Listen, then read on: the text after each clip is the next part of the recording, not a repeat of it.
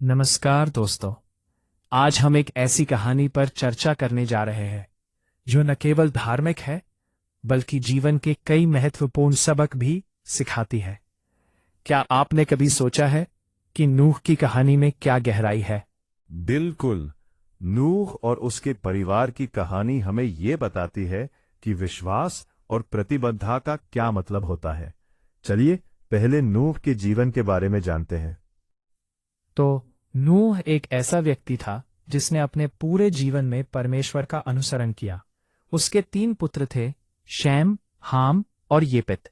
और फिर एक दिन परमेश्वर ने नूह से बात की। सही कहा। परमेश्वर ने नूह से कहा कि पृथ्वी पर हिंसा और पाप का बोलबाला हो गया है और इसलिए वह सभी जीवों को नष्ट करने जा रहा है। यह सुनकर नूह का क्या प्रतिक्रिया थी? नूह ने परमेश्वर की बात मानी और उसने जहाज बनाने का काम शुरू किया। क्या आपको लगता है कि नूह को अपने परिवार और जीव जंतुओं को बचाने का यह निर्णय लेना आसान था?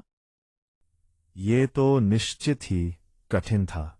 वह अपने समय का एकमात्र ऐसा व्यक्ति था जो सही मार्ग पर था और जहाज का निर्माण करना भी एक बड़ा कार्य था। बिल्कुल। और जब नूह ने जहाज बनाया तो वो अपने परिवार और हर प्रकार के जीव जंतुओं को उसमें ले गया। ये एक अद्भुत दृश्य था। फिर आया वह दिन जब भारी बारिश शुरू हुई। 40 दिन और 40 रातों तक बारिश होती रही। सोचिए, नूह और उसका परिवार उस समय क्या महसूस कर रहे होंगे। यह तो निश्चित ही डरावना रहा होगा, लेकिन नूह ने अपने विश्वास को बनाए रखा और जब अंततः पानी कम हुआ तो नूह और उसके परिवार का जीवन बच गया।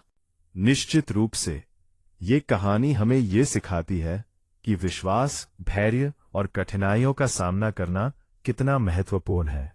तो आइए हम इस चर्चा को यहीं समाप्त करते हैं।